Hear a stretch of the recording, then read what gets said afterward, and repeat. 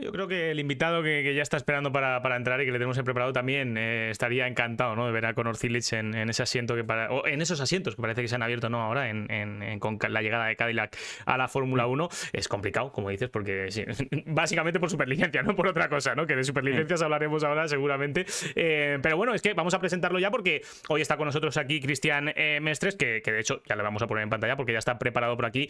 Muy buenas, Cristian, ¿qué tal? ¿Cómo estás? Hoy no te oímos, Cristian. Ahora me vais a oír. ¿Qué tal? ¿Cómo estáis?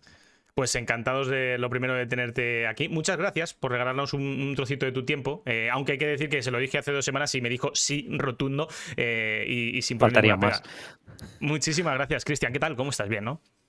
Bueno, preparado para madrugadas mágicas que nos esperan por delante. La Sí, verdad, justo no hoy. es Australia el mejor gran premio para empezar la temporada, eso os lo tengo que confesar.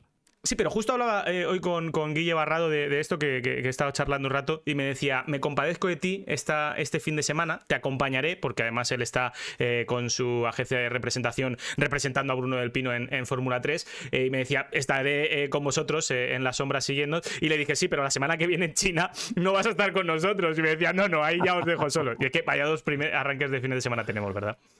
Sí, terrible. Yo recuerdo Australia del año pasado porque esto en casa por la tele es muy divertido. Pero cuando estás aquí, no solo por los horarios de las carreras, sino porque nosotros tenemos aquellas cosas, Javi, que tú bien conoces, que son las pruebas, los ensayos, el conéctate una hora antes, vamos a probar, que te llegue el audio desde Londres, que llegue el audio a todas partes, y eso hace que la madrugada sea aún más Más. pesada. Más. Sí, sí que es cierto que quizás para esta de. Yo pensando en mí, esta de Australia a mí, pues me va a pillar un poco a carrera, ¿no? En aquello de me voy a la cama, pero no me voy, me quedo despierto y ya me acostaré en algún momento, ¿no? Pero bueno, veremos qué tal. Bueno, a todos los que estéis viendo esto en YouTube, porque seguramente este será el extracto ya de la entrevista. Cristian, siempre hacemos una encerrona a los invitados, les decimos que vienen a hablar de X. Topic, pero luego le hacemos una pequeña encerrona con unas pequeñas preguntas. No son difíciles, seguro que no, y menos para ti. Pero Espero. bueno, ya que no he dejado hablar prácticamente nada, Mario, desde que has entrado aquí con nosotros, Mario, te doy el privilegio de arrancar tú con las tuyas. Bueno, Cristian, en primer lugar, pues eso, muchísimas gracias por estar aquí, por ofrecernos un poco toda tu sabiduría, fruto bueno, de esa experiencia casi, bueno, años y años en todo tipo de deportes. Y nada, bueno, si quieres, no sé muy bien por dónde empezar. No sé si quieres empezar tú, Javi, con las preguntas, porque vamos, si quieres podemos ir de lo más general a lo más Ah, vale. específico. Bien, bien. Pero Yo voy a preguntas, y se lo he dicho antes un poco off the record a Mario. Claro, la ventaja que tengo es que este año, o el año pasado, mejor dicho, este último año, he compartido todo el año con Cristian, prácticamente todos los fines de semana, o la gran mayoría nos hemos estado viéndonos y disfrutando de la compañía ambos. Y he descubierto cosas de Cristian que a mí me han llamado mucho la atención y que estoy seguro que no mucha gente conoce. Nada extraño, Cristian, no te preocupes. Y yo quiero que la gente lo sepa, ¿no? Y es que ha dicho Mario, ¿no?, que has comentado muchas disciplinas diferentes, desde monoplazas hasta NASCAR, porque tú también has narrado NASCAR, Sí. pero es que también Lo has he hecho, lo he narrado. hecho mucho de menos, ¿eh? Déjame decir que lo he hecho mucho de menos. Sí, de hecho, la primera vez que coincidí con Cristian, me dijo, qué envidia me das que vas a narrar la NASCAR. Literal, me lo dijo así. Y bueno, aparte de todo esto, Mario Cristian, has narrado waterpolo también. Que esto es una maravilla, esto es algo que poca gente sabe. ¿Cómo te preparas Bueno, para narrar deportes tan distintos? Porque también tenis y un montón de otros deportes. sí. Sí, de hecho, la semana pasada estuve narrando waterpolo, un Barceloneta Canoe de la Liga de División de Honor Femenina. Bueno, tiene su historia. El waterpolo, pues, es un deporte que a mí me gusta particularmente por una cuestión o una experiencia profesional que tuve hace ahora 11 años, que, bueno, un poquito más, alguno más, 13, 14. Yo estuve llevando durante 3 temporadas la responsabilidad de prensa de la Federación Española de Natación y particularmente el apartado de waterpolo. Entonces, todo el waterpolo se hacía desde Barcelona, así que me tocó pues aprender y empaparme mucho de esta disciplina. Previamente había sido jefe de prensa de un club que tenía en el waterpolo su deporte casi principal junto a la natación, que es el Club Natació Sant Andreu de Barcelona, de mi barrio además. Y bueno, aprendes a amar una disciplina muy difícil y que la gente solo conoce por los Juegos Olímpicos, pero que vaya, a mí me ha dado a nivel de experiencias profesionales fuera del motorsport, te diría que los mejores momentos de mi carrera profesional, porque estar en un europeo, por ejemplo, escuchar la charla previa, entender un partido desde la clave táctica que vas a ver a continuación, eso yo no lo había vivido jamás. Y luego entender la presión del deportista, tratar con ellos, hablar y tener tantos amigos que lo han hecho bien en los Juegos Olímpicos, que han ganado mundiales, que han ganado europeos. No sé, es como romper un poco la cuarta pared y meterte en un mundo en el que pues que siempre me ha sido, o que a todos nos es un poquito ajeno, y sobre todo a los periodistas que normalmente contamos historias que pasan dentro del deporte, pero poder estar dentro del deporte tan adentro es la verdad muy, muy chulo. Hablabas, ¿no?, un poco de que vienes de narrar un partido de waterpolo femenino y Sí. quiero tirar por estas lides, pero volviendo al motorsport. Y es que tú y yo hemos hablado mucho de esto y yo quiero que nos alumbres con tu sabiduría a todo el mundo, sobre todo, porque la pregunta es si crees que la F1 Academy está en el camino correcto para impulsar el talento femenino en el automovilismo. A ver, yo tengo una opinión que dentro del mundo de motorsport sé que es bastante impopular. A mí la F1 Academy me gusta. Y me gusta ¿por qué? Por muchas cosas, pero sobre todo porque es un campeonato inspirador. Yo siempre he crecido escuchando a muchos referentes del mundo del motor que se han cansado de decir que el automovilismo es el deporte más inclusivo porque permite competir a hombres y mujeres en igualdad de condiciones y demás. Y yo digo, sí, sobre el papel es así, pero a la práctica no es así. Las mujeres no tienen referentes en el motorsport, no los han tenido, no han tenido ídolos. Sus ídolos han sido masculinos, no han sido femeninos. Y lo que hace esta categoría es quizá dar un tratamiento quizá excesivo para el nivel en el que están en el motorsport, no deja de ser una Fórmula 4, luego entraríamos en la parte más crítica, pero está abriendo el automovilismo a muchas mujeres que quedan fuera. Yo escuchaba, por ejemplo, el otro día que la Federación Catalana de Automovilismo, solo un 4% de las licencias actualmente son para mujeres. De modo que hay que hacer algo. La Federación Catalana está impulsando un programa, la Federación Española también tiene un programa, y sería muy bueno que esto fuera contagiando y que cada vez tengamos a más mujeres, que ahora no van a llegar a la Fórmula 1, seguro, pero esto es una escalera y es un camino que hay que ir construyendo. El ejemplo más claro lo tenemos en el fútbol. ¿Cómo está el fútbol femenino hoy en día y cómo estaba hace tan solo 10 años? Entonces, hay que tener una cierta fe y una cierta paciencia y, ¿por qué no? Podemos dar ese sorpaso dentro de un tiempo y llegar a esa igualdad de la que tanto se habla, pero que al final, como dije y recuerdo en la apertura de la carrera de Jeddah el año pasado, que justo coincidió con el 8M, pues sí, son muchas mujeres, pero al final los referentes femeninos de la historia del automóvil se cuentan con los dedos de 2 manos. Y eso no puede ser. Exacto, yo creo que muchas veces nos olvidamos de que al ser un gran escaparate, la F1 Academy por ir con la Fórmula 1, creemos que ya tiene que haber un grandísimo nivel y que ya estas pilotos tienen que tener un referente, y lo cierto es que no lo tienen, ¿no? Y quizás lo que se busca con la F1 Academy, ¿no, Cristian?, es sembrar ese inicio, crear esas referentes, ¿no?, para que el día de mañana las pilotos que vienen por detrás y que vienen empujando, no solo que vengan empujando, sino que tengan interés en venir empujando, ¿no?, y que se aficionen por un deporte que de momento pues no tiene ese porcentaje de mujeres que quizás nos gustaría tener. Y bueno, por cerrar con mis preguntas y ya dejar a Mario, lo he dicho antes, ¿no? Además del automovilismo, sé que eres un gran aficionado al tenis. ¿Hay algún paralelismo en el tenis y el automovilismo? Algo así que digas, pues mira, a mí esta forma, ¿no? Porque al final son dos deportes muy distintos, el tenis y el automovilismo no tienen nada que ver, pero tú ves algo que sea paralelo, que digas, aquí puede haber cierto paralelismo. Absolutamente nada. No, pero razón el porqué. Son dos deportes a priori individuales. El único individual realmente es el tenis. Porque en el automovilismo sí, el piloto está solo, pero tiene unos mecánicos que le preparan el coche, tiene unos ingenieros que le apoyan, tiene una serie de personal a su alrededor que le presta su apoyo y se implica en la causa. Es al final un deporte de equipo donde el equipo prepara al solista, pero el solista no gana sin el equipo. El tenis es completamente diferente. Sí, tiene un entrenador, sí, tiene un nutricionista, sí, tiene personal de apoyo, pero hay la de tenistas que viajan por el mundo compitiendo sin entrenador y sin nada, que dependen solo de lo que hagan en la pista. Y es un deporte que a nivel de lo que es la práctica es es apasionante. Yo juego a tenis desde que tengo 2 años, casi desde que tengo uso de razón, por recomendación y por casi obligatoriedad paterna. Y el tenis me ha dado momentos muy chulos, pero también te hace ver la parte más amarga de la vida, y es que en las derrotas estás completamente solo. Y esta es un poco para mí la diferencia con cualquier otro deporte. Quizá podríamos poner el paralelismo de la natación o del atletismo.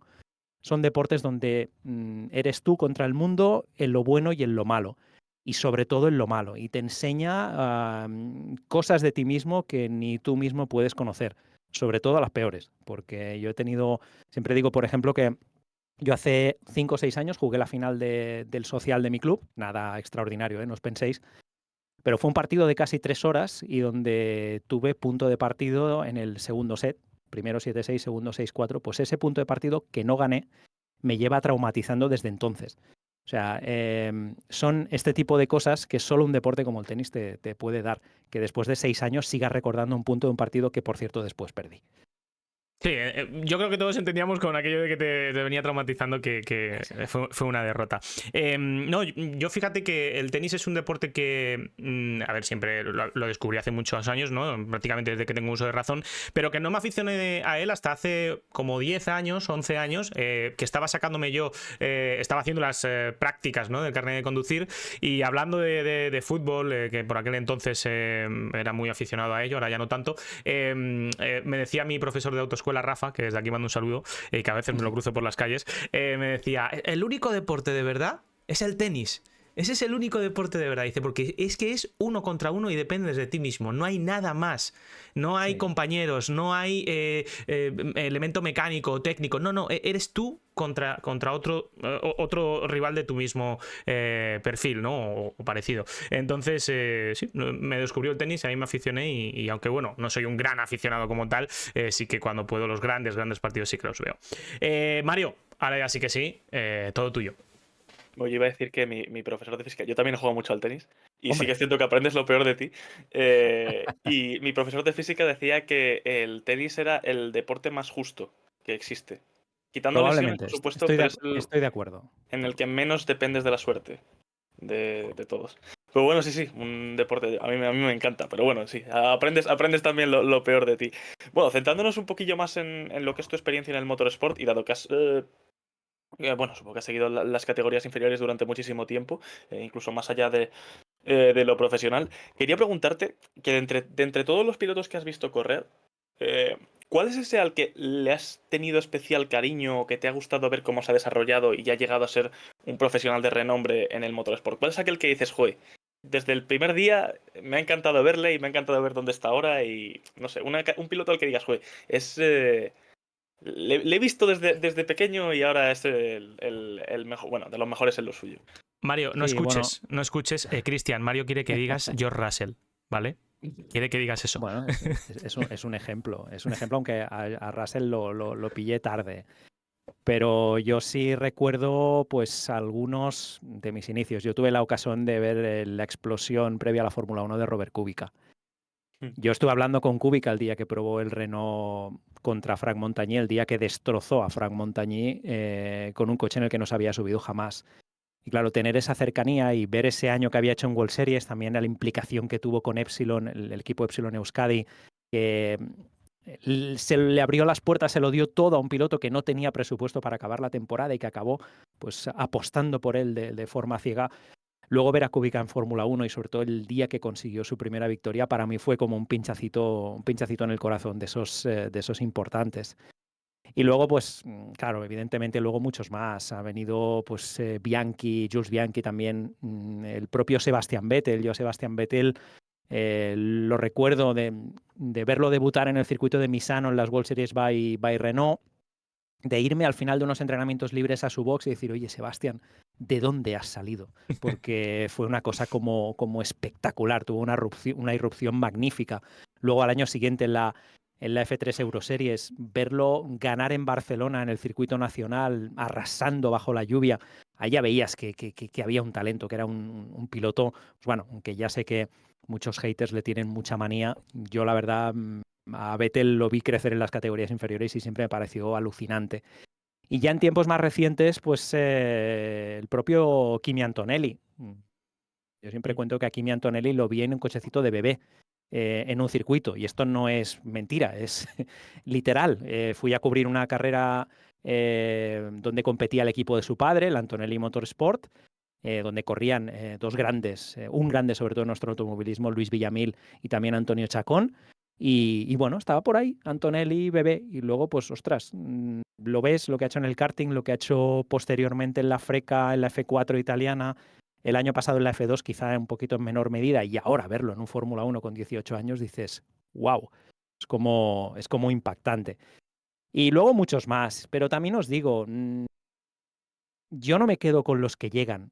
A mí me ha gustado más conocer la historia y conocer el sufrimiento de los que se han quedado por el camino, porque hay muchas historias más interesantes en este sentido. Borja García, por ejemplo. Borja García es un pilotazo como la copa de un pino, y yo no me cansaré de decirlo, que es uno de los de las grandes derrotas de nuestro automovilismo es no haber llevado a Borja García, no haber conseguido que Borja García llegara a la Fórmula 1, porque además de ser un tipo muy normal, estaba tocado por la varita.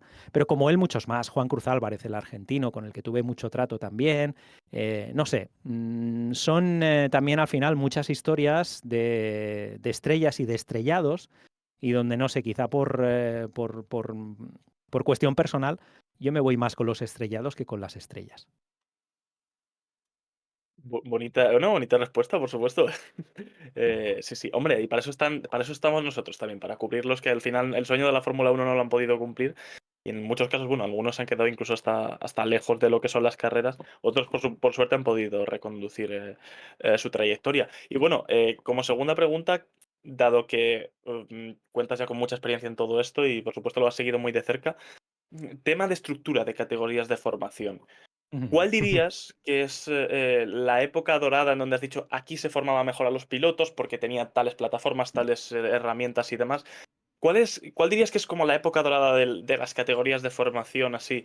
Y bueno, compararlo un poco con lo que es ahora, vaya.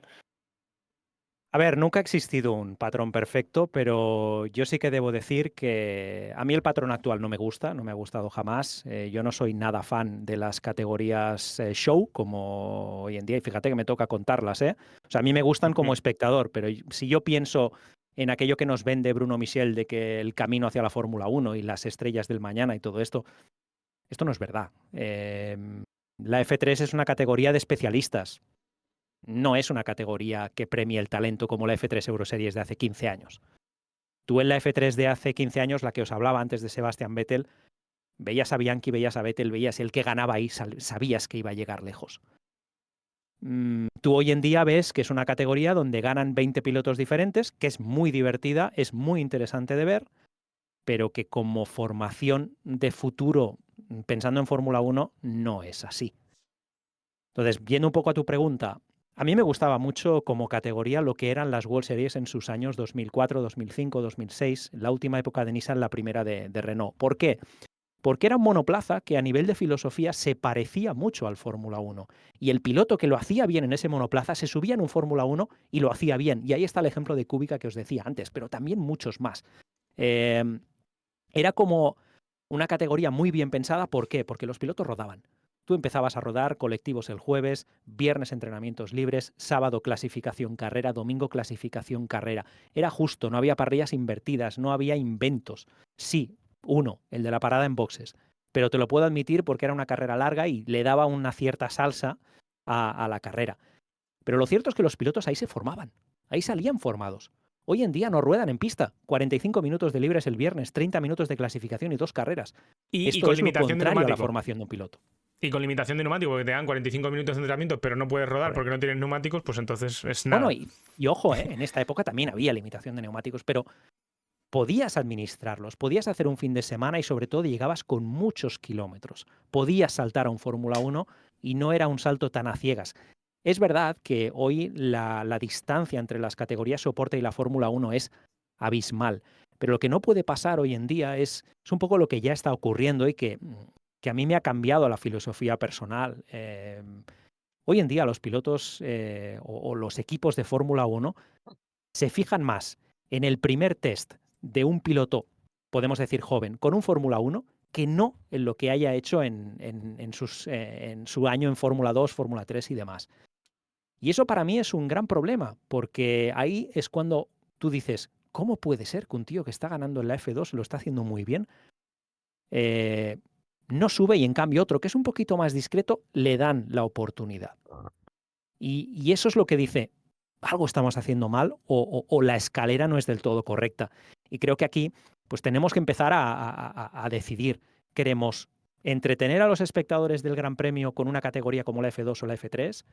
En su filosofía actual de parrillas invertidas, de mezclar las cartas constantemente, o vamos a crear una categoría de la que salgan los pilotos de futuro del mañana. Esa es para mí la pregunta que filosóficamente se tenían que plantear en la FIA y en todo el mundo del motorsport en general. Creo que acabará pasando, porque si te fijas, Mario, Javi, ya está empezando a pasar. Ya ha salido una GB3 que empieza a ir por su cuenta, ya empiezan a salir alternativas a la freca, es decir, los canales oficiales, aquel carril único por el que había que ir, ya empieza a ser más complejo. Y esto es muy bueno, porque nos va a abrir nuevas puertas y sobre todo va a abrir más oportunidades. Ahora, con una Fórmula 1 tan blindada y tan lejos como tenemos hoy en día, lo de hablar de categorías junior o categorías formativas me parecen adjetivos demasiado presuntuosos.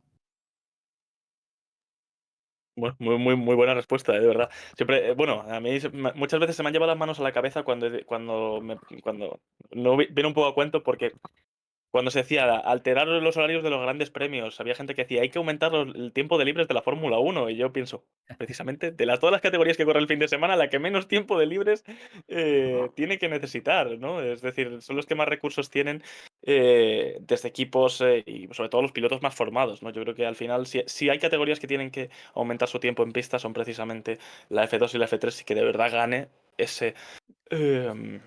Protagonismo. Ese carácter Es que si formativo. no, Mario, tenemos un problema. O sea, Claro. Javi lo sabe bien porque ha vivido la F4 española, tú también porque eres un gran conocedor de las categorías soporte. ¿Qué pasa con los pilotos hoy en día? Que prueban un año en monoplazas, si la cosa no va bien, se van a la Porsche Super Cup, se van a correr el TCR, se van a categorías de resistencia. Es decir, los pilotos abandonan muy pronto, por dos motivos. Uno, porque los presupuestos son abismales.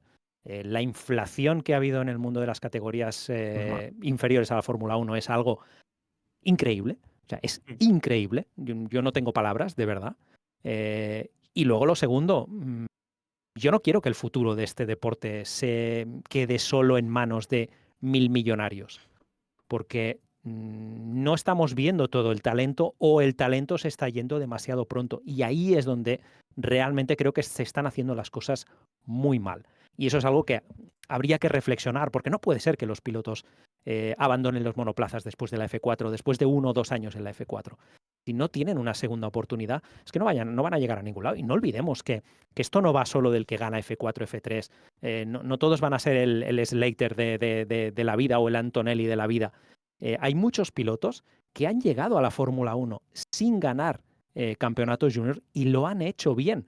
Como ha habido otros que lo han ganado todo en categorías juniors, y pienso en Robin Frings, por ejemplo, por no irnos a los ejemplos más recientes, y que luego no han llegado a la Fórmula 1 o no han hecho nada en la Fórmula 1. Por eso que se necesita ofrecer oportunidades.